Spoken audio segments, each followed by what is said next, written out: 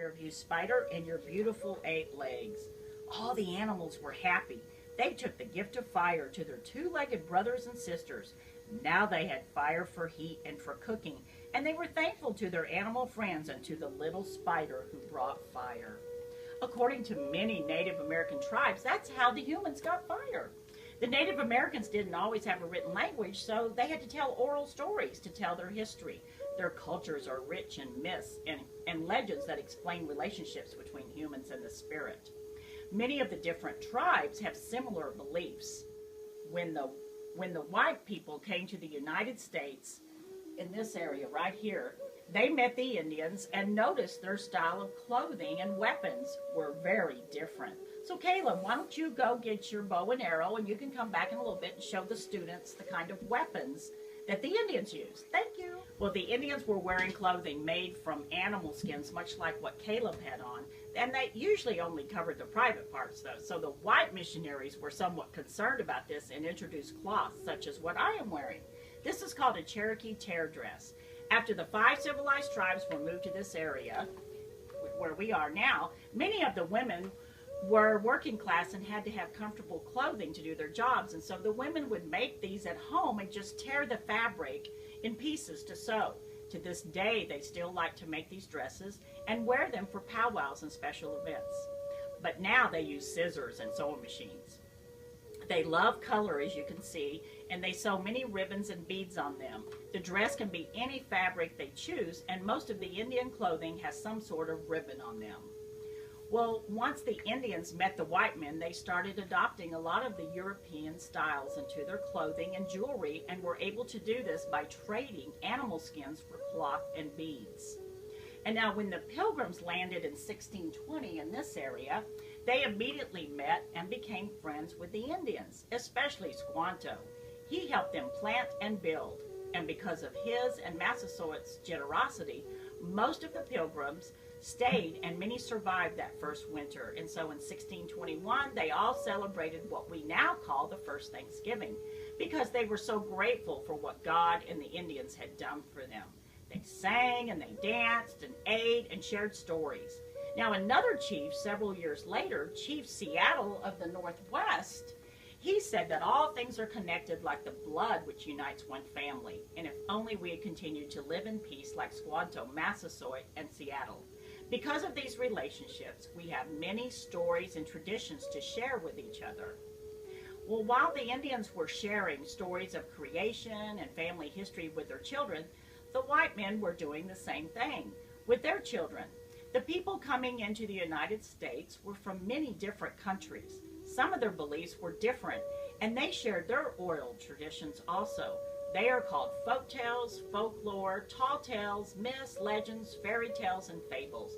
They are usually associated with the common people. A lot of these people could not read or write, so they would just tell stories, much like the Indian one that I told Caleb earlier. These common people did not like the elitists, who did not want to associate with the common people. The common people had their own language, music, and literature, much like the Indians. In later years, people who could read and write would write these stories and music, and now we are able to enjoy them.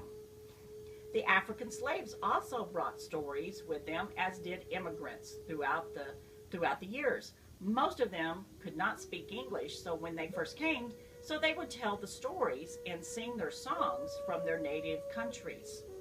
The folklore, folk tales, and tall tales are the most popular of the common people. The folklore is used to talk about the beliefs and practices of this group of people, and tall tales are stories that have been greatly exaggerated.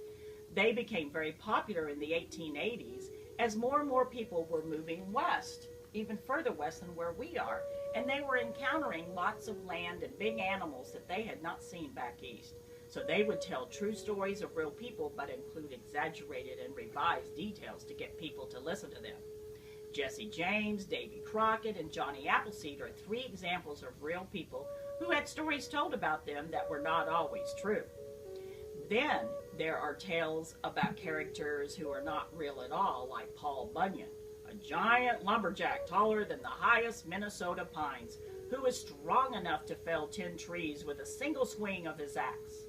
Loggers in the Northwest told stories to get people to move there and work there.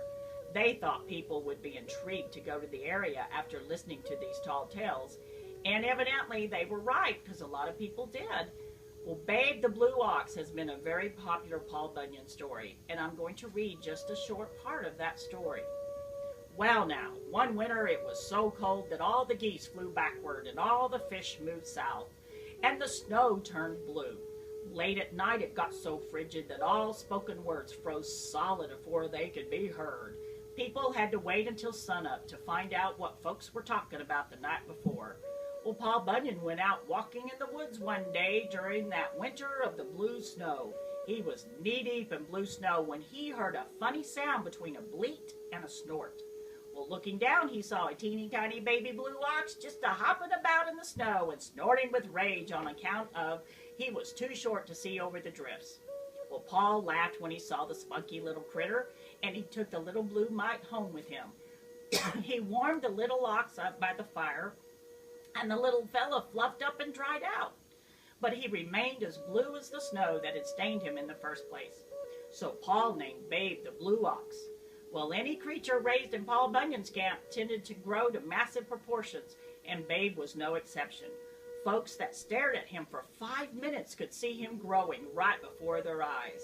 Well, Babe the Blue Ox was a great help around Paul Bunyan's logging camp.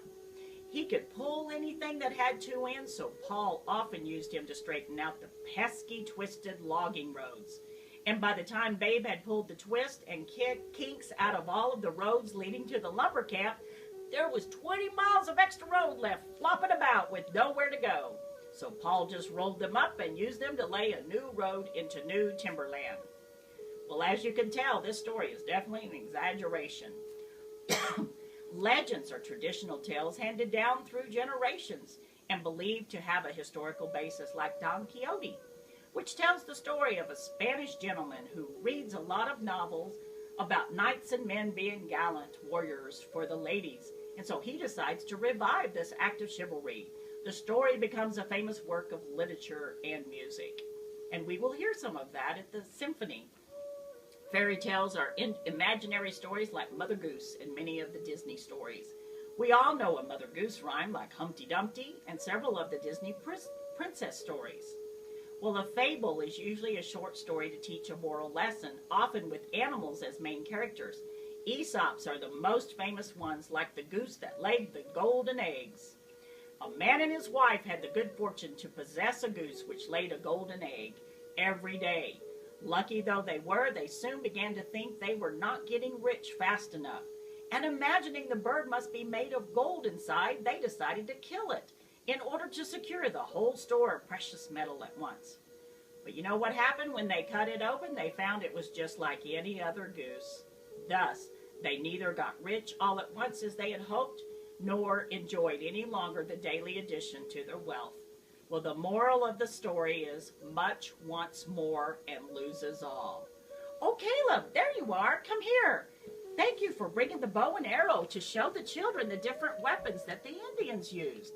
These are just a few examples of the wonderful stories that we are looking forward to October 11th, when we will all be at the Community Center to hear the Bartlesville Symphony Orchestra play tunes about fairy tales, tall tales, and Native Americans.